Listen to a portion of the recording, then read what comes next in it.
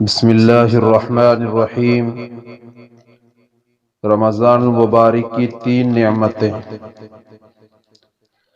تراویح رمضان مبارک کی خاص عبادت ہے جو شریعت کی رحمت سے سنت مؤکدہ قرار دے کر ہمیں پابند کیا گیا، کیونکہ عام دنوں میں نوافل ادا کرنے میں سستی ہو جاتی ہے، لہذا اس میں کسی حیلہ بہانہ سے سستی نہ کی جائے اور مکمل 20 تراویح کا معمول بنایا جائے۔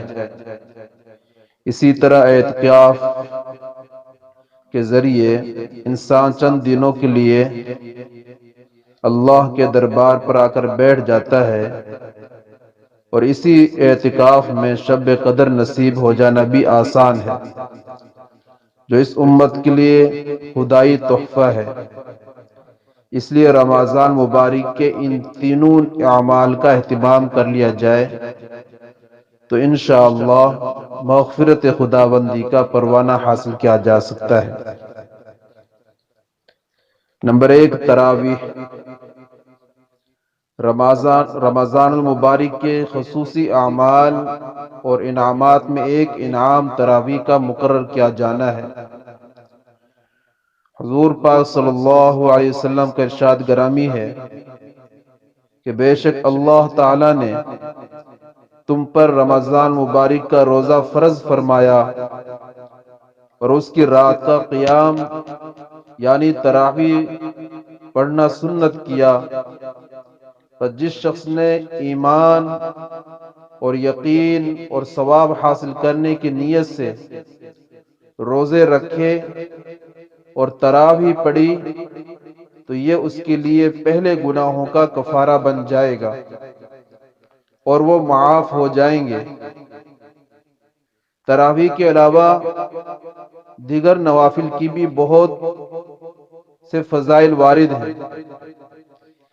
ایک دوسری حدیث میں ہے کہ جب رمضان مبارک کی پہلی رات ہوتی ہے تو آسمان کے دروازے کھول دیے جاتے ہیں، پھر رمضان مبارک کے آخری رات آنے تک ان دروازوں میں سے کوئی دروازہ بھی بند نہیں کیا جاتا۔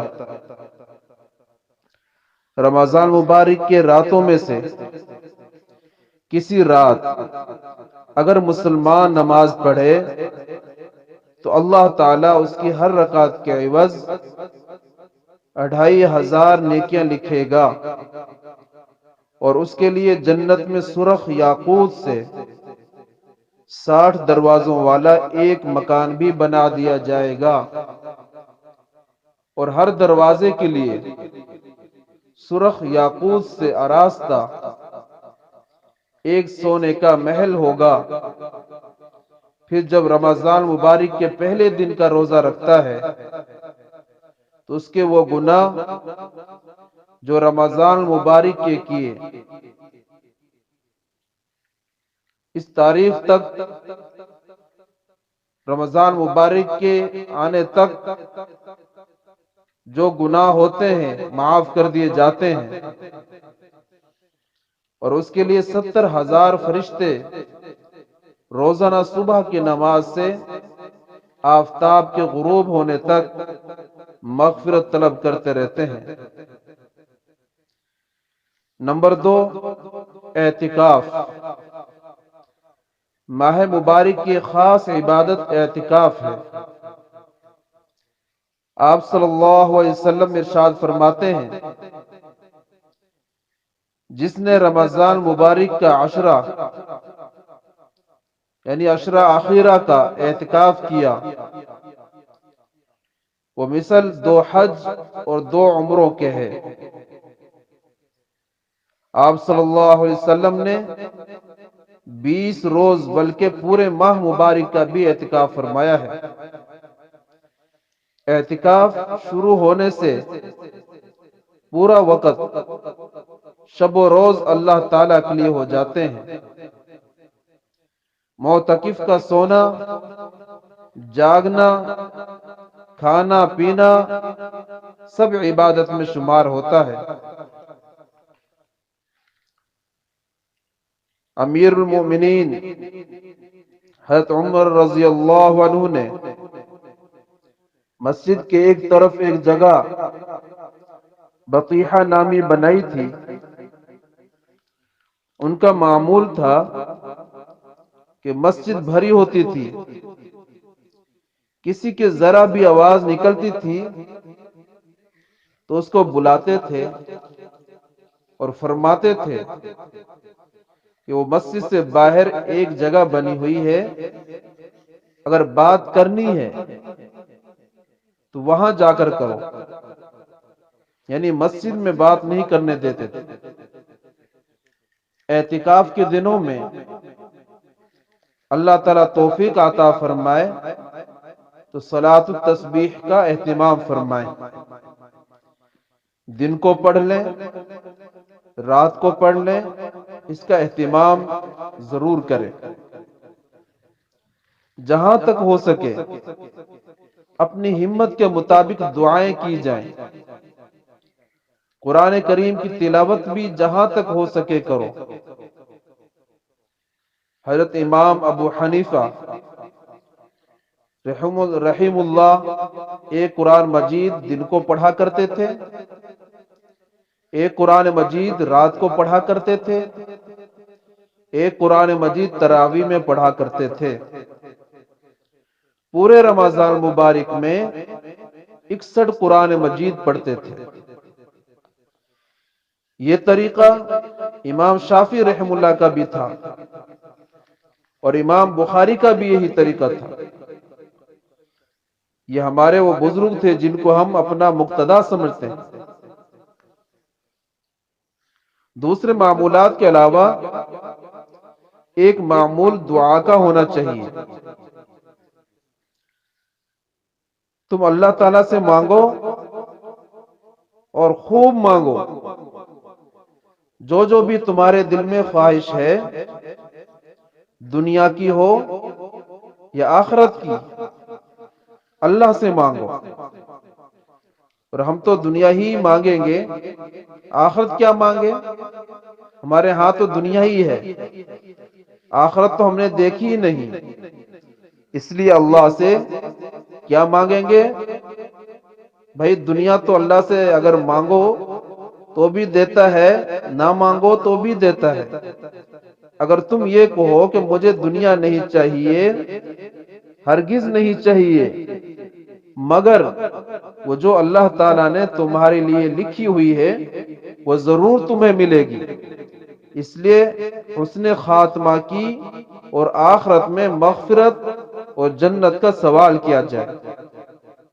اسی طرح دنیا اور آخرت کی تمام وہ بھلائیاں اور نعمتیں مانگی جائیں جو حضور صلی اللہ علیہ وسلم نے اپنی مقبول دعاؤں میں اللہ تعالی سے مانگی ہیں. نمبر 3 لیلۃ القدر. اسی عظیم الشان ماہ مبارک میں ایک شب قدر ہے جس کی رات میں عبادت کا ثواب 1000 مہینے کے برابر ہے، بلکہ اس سے بھی زیادہ. حضور پاک صلی اللہ علیہ وسلم نے ارشاد فرمایا، جو شخص اس رات سے محروم رہ گیا وہ ساری ہی خیر سے محروم رہ گیا. اور اس سے وہی محروم رہتا ہے جو یقیناً یا حقیقتاً محروم ہوا. 1000 مہینے کے 83 سال 4 ماہ ہوتے ہیں. جو شخص اس رات کو عبادت میں گزار دے گویا کہ اس نے 83 سال 4 ماہ عبادت میں گزار دیے. اور اس زیادتی کا حال اللہ تعالیٰ ہی کو معلوم ہے وہ کس قدر ہوگی. اس لیے ہمیں اعتکاف کرنا چاہیے. اعتکاف کا بہت بڑا ثواب ہے، بلکہ یہاں تک فرمایا گیا ہے اعتکاف کرنے والے کو ہر وقت 37,80,000 فرض نماز پڑھنے کا ثواب ملتا ہے. اور فرض صرف تکبیر اولیٰ کا ثواب دنیا مافیہ سے بہتر ہے.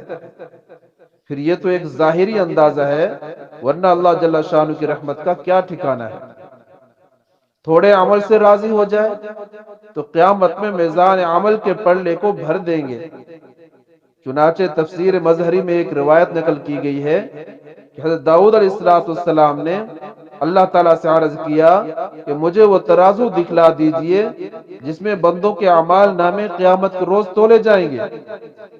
جب اس کا ایک پلڑا دکھلایا گیا تو وہ اتنا وسیع تھا مشرق و مغرب بھی اس میں آ جائیں۔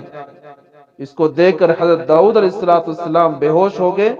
جب ہوش آیا عرض کیا الہ العالمین، اتنے کس بندے کے اعمال ہوں گے جس سے یہ پلڑا بھرے گا؟ ارشاد فرمایا اے داؤد، اگر ہم بندے کے ایک چھوارے سے راضی ہو جائیں تو اس چھوارے ہی کا اتنا ثواب دیں گے کہ ثواب سے یہ پلڑا بھر جائے گا۔ یقیناً اللہ تعالیٰ کے انعام اور احسان کا کوئی اندازہ ممکن نہیں۔ اللہ تعالیٰ ہمیں رمضان مبارک میں زیادہ سے زیادہ عبادت کرنے کی توفیق نصیب فرمائے، تراویح پڑھنے کی، اعتکاف میں بیٹھنے کی اور قرآن مجید کی تلاوت کرنے کی، اور شب قدر کی راتوں میں جو 5 راتوں میں جاگنے کی، زیادہ سے زیادہ عبادت کرنے کی توفیق نصیب فرمائے۔ وآخر دعوانا الحمدللہ رب العالمین۔